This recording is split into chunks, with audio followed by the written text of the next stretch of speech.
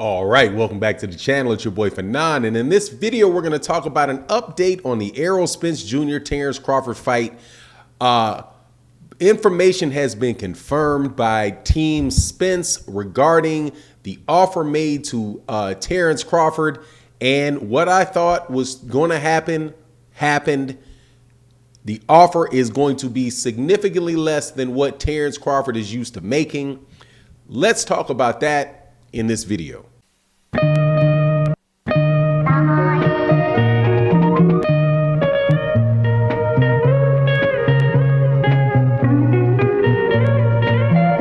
All right, welcome back to the channel. It's your boy Fanon. In this video, we're going to talk about the 147-pound championship, undisputed championship between Errol Spence Jr. and Terence Crawford, a fight that everybody in boxing wants to see.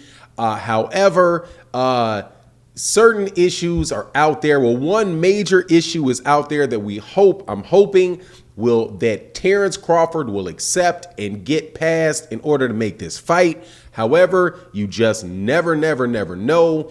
Before I get into the details of it, though, let me welcome you back to the channel. If you are new to the channel, thank you so much for watching the video and supporting the channel. If you would not mind, if you like the content, hit that like button. Also, hit subscribe. And then hit the bell icon so you can be notified of all the videos that we do and the live streams that we do when we release them.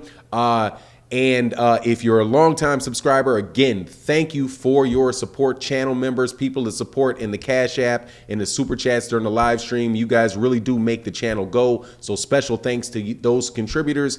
So let's get into this. Derrick James was interviewed by Ellie Sethback after the fight took place between Jermell Charlo and Brian Castano for the undisputed title of the world.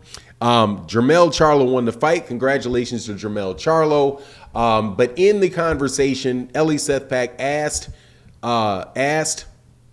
Derrick James about what was going on with the fight with Terence Crawford, and did he think it was going to get made, right? And Derrick James said something to this effect, that he believes that it was going to get made. Errol Spence Jr. said the same thing. He said that Terence Crawford's team had talked to Al Heyman. Al Heyman told Errol Spence Jr. that Terence Crawford wanted the fight. So this is definitely, a situation where Terence Crawford wants the fight. Errol Spence Jr. wants the fight. However, what Derrick James said was he specifically mentioned the offer and was like, the offer is not what Terence Crawford is used to making. And he said, because look, some of these guys that were making a lot of money on in these guaranteed contracts on these other networks, when they move over to the situation that's over there in the PBC, they're not worth as much money as they were on that other network. And I'll explain exactly what that is in a second. So he said, that Terence Crawford is just hopefully Terence Crawford will take less money for the fight and realize that, hey, man, if you win the fight, then you're in a situation where, hey, man, that'll never happen to you again, right? So that is pretty much confirming what I thought, which was that, Tim Smith was correct when he said, the director of communications, and said, look, we don't even want to make an offer to Terence Crawford for this fight because we don't want to insult him, right, on how much we would pay him, because he's used to getting $5-6 million, $4-5-6 million for fights guaranteed with Top Rank, and that's not going to be the situation if he fights on a PBC card. Now the PBC, how do these guys wind up making their money? They make their money because they either because they are on pay-per-view, so they have to be able to sell pay-per-views, and they get big gates, especially guys like Gervonta Tank Davis and Errol Spence Jr., the guys that are making that real big money. Those guys are actually doing it because they're putting butts in the seats and because they are getting people, to buy the pay-per-views.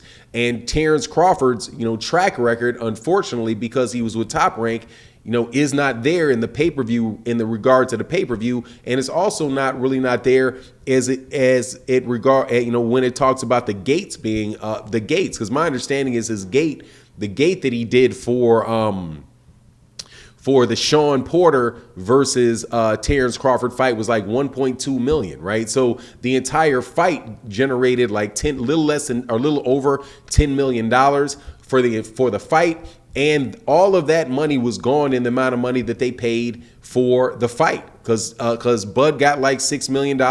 Sean Porter got $10 million, and Bob Arum, and was very, very public about it, said he lost money, right?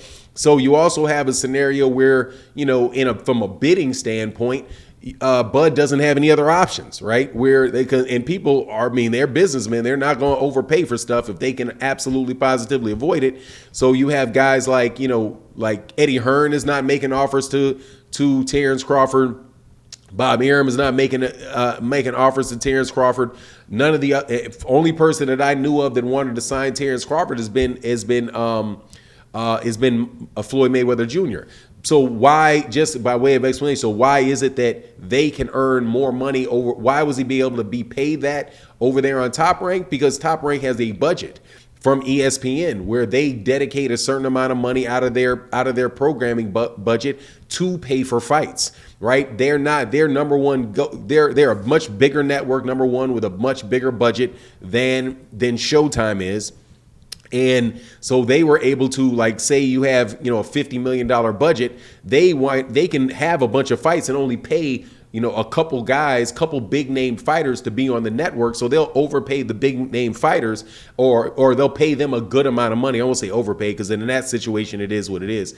They'll pay the big name fighter a large sums of money, but the other guys that are fighting on their networks, they're not paying very much at all, right? So it's like they have their couple marquee fighters where you'll have big fight dates, but the rest of the guys, you're not spending much of the budget on them, which could allow them to balance those books like that. If in the case of the PBC, they're not given some blank check from Showtime and from Fox to say, okay, you guys put these fights on, and this is how much you have to spend, and be able to balance like that. No, these guys, they have access to the networks, but clearly because they're putting these things on pay-per-view, they have to find other ways to actually fund the majority of the fight, unless the network is really, really willing to come off and pay big time or make a big time offer or guarantee for a fight, like what they did with the Canelo Alvarez fight on Showtime. Or I have to assume what they did with Jermell Charlo and Brian Castano, where they decided that they were going to foot the bill on that fight, and that's how that fight wound up not being on pay-per-view. So my hope is that Terence Crawford takes the money that he's offered, similar to a situation like Devin Haney and George Kambosos. Doesn't seem like it's going to be much different than that, but where you're just going to have to pay for you're going to have to take the opportunity for the money that's there, to get the big opportunity to become the big star, which is real funny for Terence Crawford to be in that situation at this late stage in his career after all he's accomplished. And, I'm sure a lot of people are going to be like, oh, that's duck talk, that's duck talk, that's duck talk. But, it is what it is, man. And I wasn't incorrect when I said it. That was my feeling based off just analyzing the numbers just from the outside looking in. That's what Tim Smith has said. Now that's what Derek James has said. And, so we'll see how bad, Terence Crawford wants to fight. Errol can't change that. Errol can't can't manufacture the money to invest in the fight, right? And guarantee that money for Bud. You know what I mean? And Bud, more than likely, if he really wants to do it, should probably sign with the PBC and make it easier to take one fight ahead of time to make the numbers good, and then jump into that where there may actually be more money into it. This is the one case where, to be fair to Terence Crawford, I would think you need one fight before you do it, before you actually do that big fight, so that they can get in the situation where, like, okay, yeah, we did really good pay-per-view numbers on this one, or you got an opportunity to make a nice paycheck before the second fight to kind of balance that out. But it is what it is. We'll see. Hopefully we get the fight next, though.